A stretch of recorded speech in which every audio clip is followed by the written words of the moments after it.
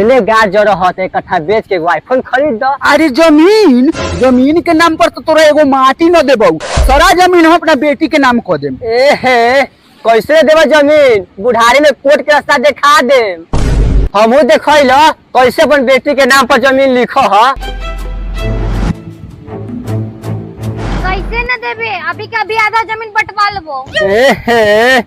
ये राधा अब न मिलते आधा, हमारे बाप बेटा के बीच में अब मत डाल बाधा।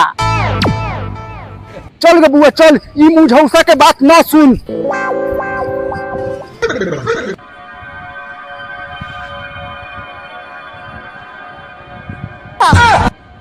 साला एगो तो नलायके निकल गेलक, आ एगो है साला मौगे निकल गेलक। मौगी के छत आ बर्तन मजैत रही।